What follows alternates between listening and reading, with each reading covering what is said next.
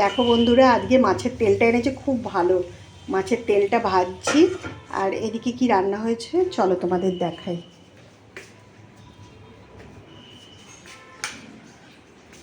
এদিকে আছে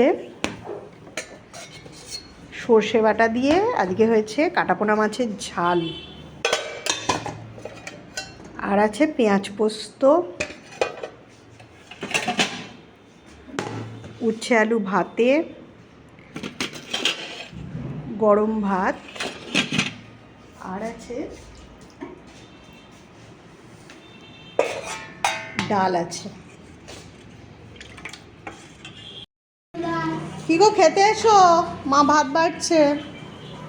স্যালাডটা মেখে নি।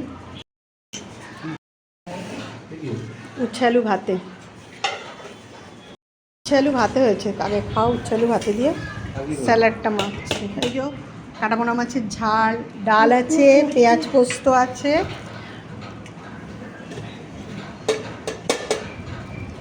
আর চাটনি দিয়ে দিয়েছে। হ্যাঁ, বাটিতে। তুমি তো আমের চাটনি একদিনও খেলে না, আমরা তো খেয়েছি। মা, আপনি শশা খাবেন? খাবেন না?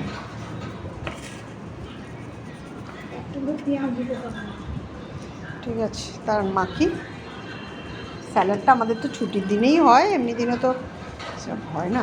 না, লেবু নেবে? হ্যাঁ, তুমি লেবু আছে। কেন, ডালের সাথে লেবু দিয়ে খাও। একটু মাছের তেল আছে, দাঁড়াও দিচ্ছি। মাছের না, মাছের তেলটা খুব ভালো, খেয়ে দেখো। খেয়ে দেখো, খুব ভালো এনেছো জানো, ভেজেছি। হ্যাঁ, খুব ভালো, তেলটা খুব ভালো। তেলটা খুব ভালো, ওই জন্যই তো ভাজলাম। আর পেঁয়াজ পোস্ত, ডালের সাথে পেঁয়াজ পোস্ত খাও, লেবু দিয়েছি। ডাল এই যে, তোমার আমার ডাল এটা। আমার আবার পেঁয়াজ পোস্ত কি বলো তো, ডাল দিয়ে অত ভাল লাগে না, মানে পোস্ত, শুকনো পোস্ত বেশ ভাল লাগে খেতে। কি গো? ও হ্যাঁ, সে তো আমি করেছিলাম, ওটা ভালো লাগে। ওটা আমার বাবাকে, বাবা যখন অফিস যেত না, মা খুব করে দিত রোজ সকালে ওই ডালের সাথে ওই ভাজা।